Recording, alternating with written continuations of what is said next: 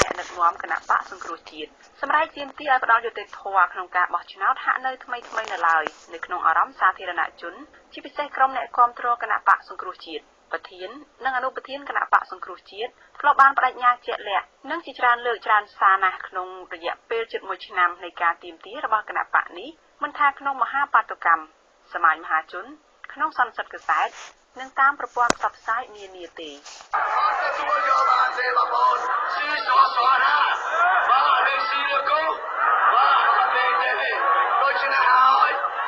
ចាំមើលតើគេរយុទ្ធធរយើងអត់ណាបងប្អូនណាបើរយុទ្ធធរយើងខ្មែររួបរวมគ្នាខ្មែរធ្វើការជាមួយគ្នាដើម្បីកសាងប្រទេសតើគ្នាបើសិនណាមិនរយុទ្ធធរយើងក៏ជារយុទ្ធធរតែខ្លួនយើងក្នុងគោលដៅសម្រាប់ការទាមទារទាំងនោះពេលខ្លះមេដឹកនាំគណៈបកនេះហ៊ានរហូតដល់ប្រកាសថាពុំមានអធិបុលអំណាចឬទឹកប្រាក់ណាមួយអាចគៀបសង្កត់បានឡើយ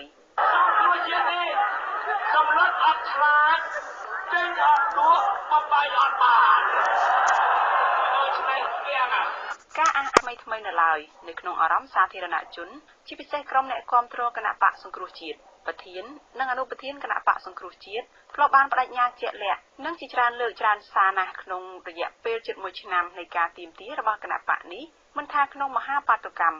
សមាជមហាជនក្នុងសន្និសីទកសែតនិងតាមប្រព័ន្ធផ្សព្វផ្សាយនានាទេអត់ទទួលយកបានទេបងប្អូនស៊ីស្រស់ណាបើលេងស៊ីលើគោបើលេងទេដូចនេះហើយយើងចាំមើលតើគេរយុទ្ធធរយើងអត់ណាបងប្អូនណាបើរយុទ្ធធរយើងខ្មែររួបរวมគ្នាខ្មែរធ្វើការជាមួយគ្នាដើម្បីកសាងប្រទេសតើគ្នាបើសិនណាមិនរយុទ្ធធរយើងក៏ជារយុទ្ធធរតែខ្លួនយើងក្នុងគោលដៅសម្រាប់ការទាមទារទាំងនោះពេលខ្លះមេដឹកនាំគណៈបកនេះហ៊ានរហូតដល់ប្រកាសថាពុំមានអធិបុលអំណាចឬទឹកប្រាក់ណាមួយអាចគៀបសង្កត់បានឡើយដូចជានេះសម្លុតអត់ឆ្លាតចេញអត់ទួបបាយអត់បានភាសានេះជាពលរដ្ឋខ្មែរនឹងទូទាំងពិភពលោកធ្លាប់បានឮច្រើនដងណាស់តែពេលណាទៅបានឈប់ប្រើភាសានេះពេលណាទៅដែលអាច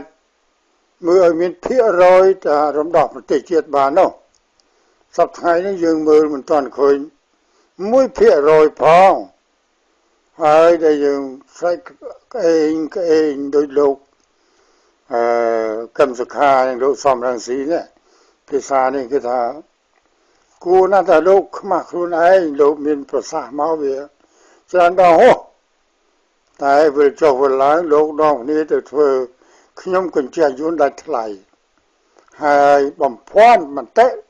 បំភាន់ភ្នែកពលរដ្ឋដែលមិនបានយល់ច្បាស់លាស់ថារដ្ឋាភិបាលនេះជារដ្ឋាភិបាលរបស់យួនហើយលោកទៅចូលបម្រើនៅក្នុងគំនាបរបស់បញ្យួនហើយអះអាងថាគ្មានទឹកលុយ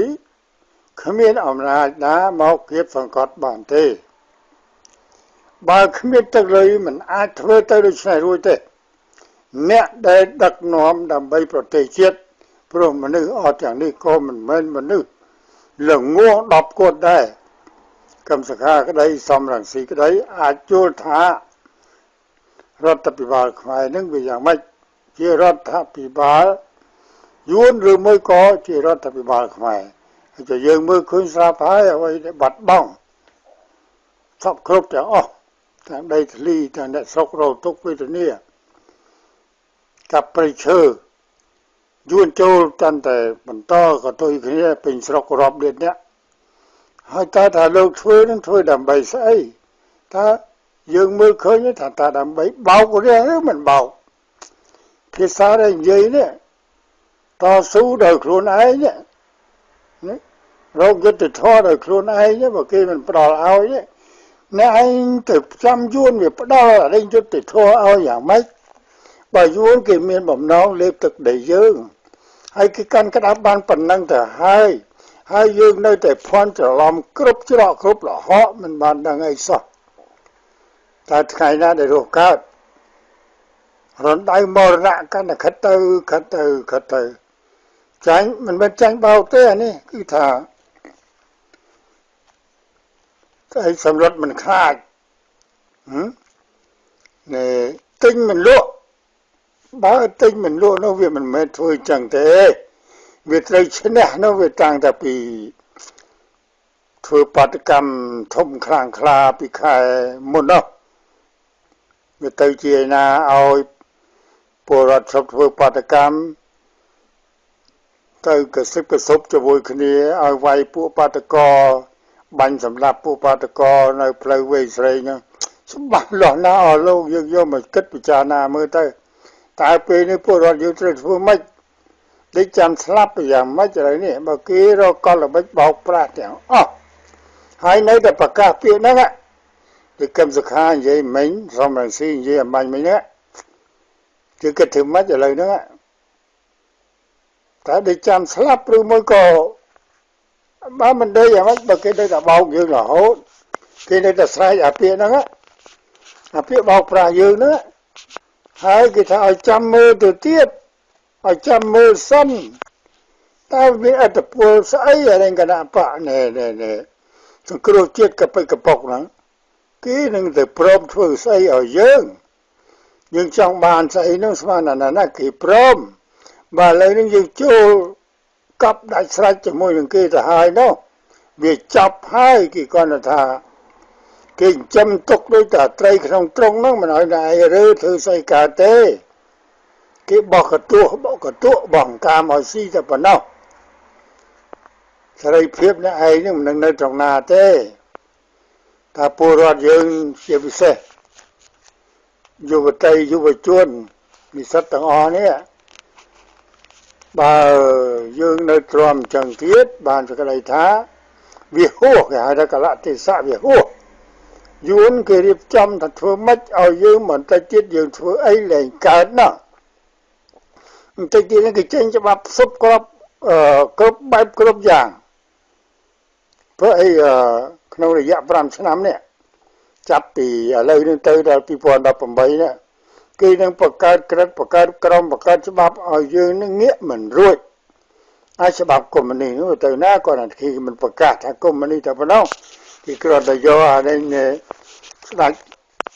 នឹងស្ដាច់ស្អីផងនោះគេយកមកបោកយើងនោះហើយគេថារាជានិយម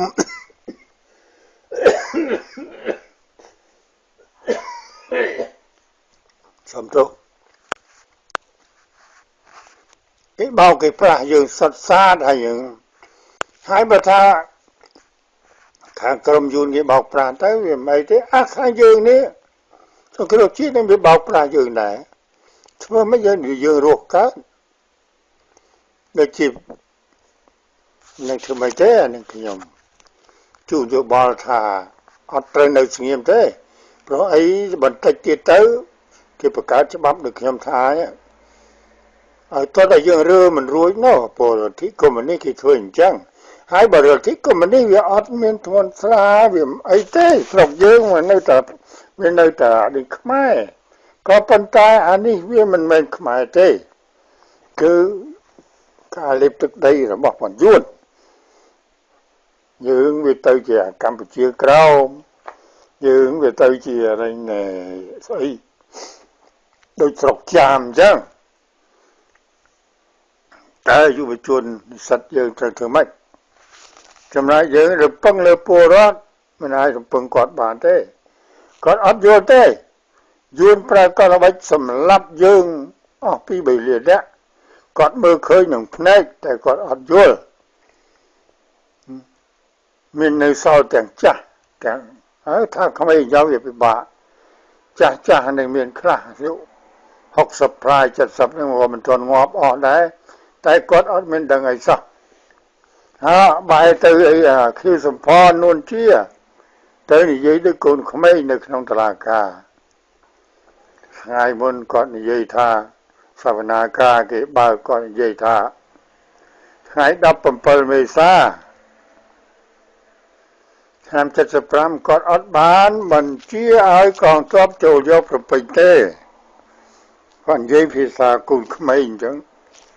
bà con mình cho vô Phnom Penh ta đôi khi sầm phò nơi tì đá gọi nóมีแต่ไว้จิแลกขันมีแต่ไว้จิพ่อตั้งมีแต่ไว้จิสะไส้คือสมพรในปีกลางเราเต้แต่ไม่ก็คือสมพรมันพร้อมบอกสลายกาปัดแต่ยัยโดยมนุษย์โดยคนเคยยุคปรามชนามจังตาถือไม่มันเอาตรากากิกัดจังอากัดโตโดยท่าดักกุกมาอยู่วัดหนึ่งนะอยู่แต่ผมบัดปฏิเจียดยืงนี่ปฏิเจียดยืงไปสลับเนี่ยไปพบโลกก็จะตูสกอตก็